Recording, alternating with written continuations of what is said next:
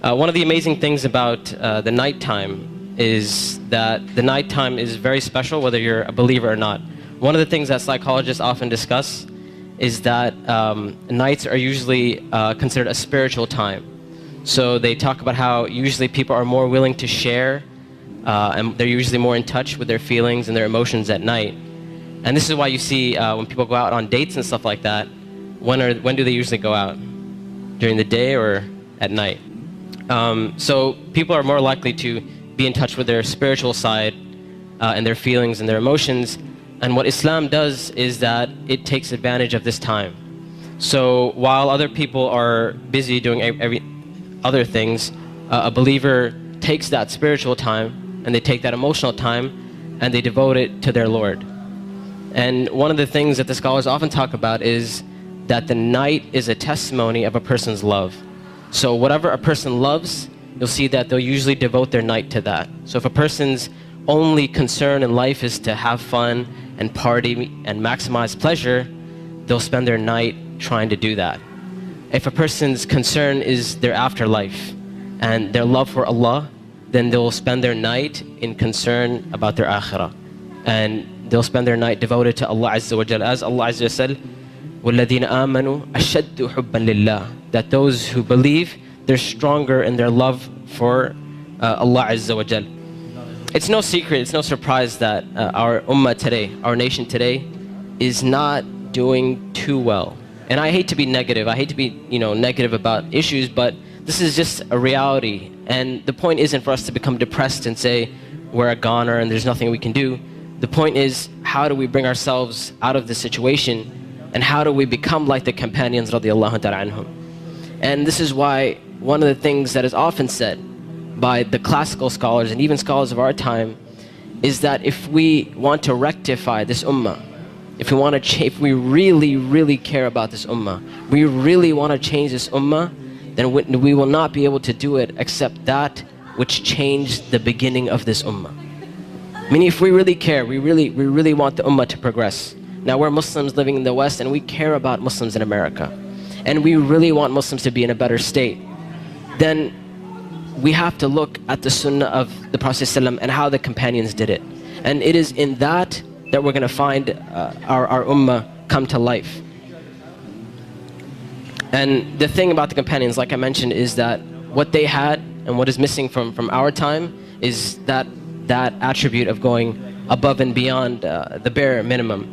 Ibn Abbas radiallahu ta'ala anhuma, he says about the companions, he said, I did not see a single companion. He said, I did not see a single companion except that they would take something from the night. Meaning they would pray some type of qiyam al-layl.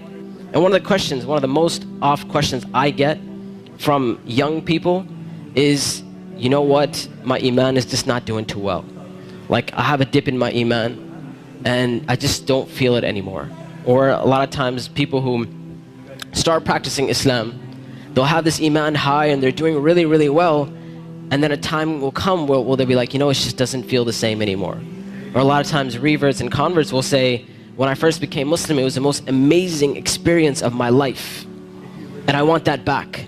I want that experience back. And one of the first questions I ask these people is, how is your connection with Allah?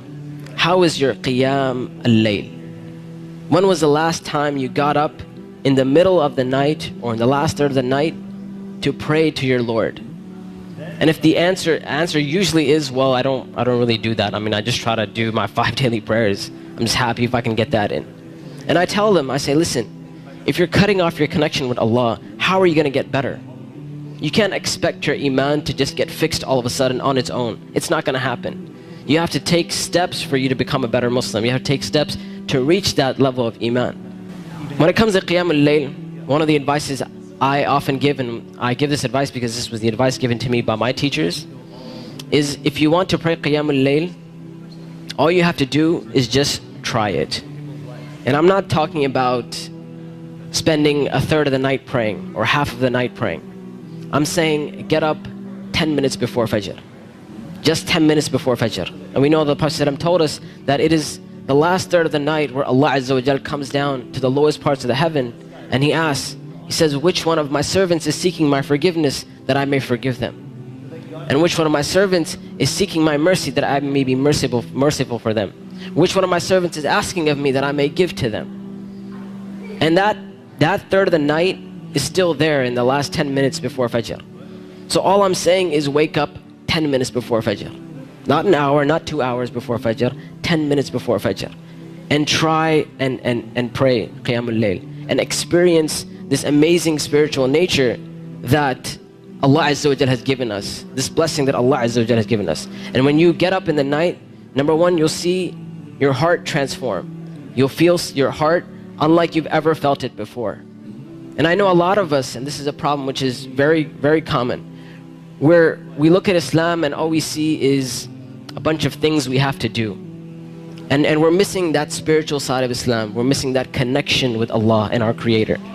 And I tell you that if you're seeking that connection, then get up and pray Qiyamul Layl. You will see your heart transform. You will see this tranquility and peace that Islam is supposed to be. You know, people talk about Islam means peace and all that kind of stuff. If you really want to experience that, get up in that last third of the night.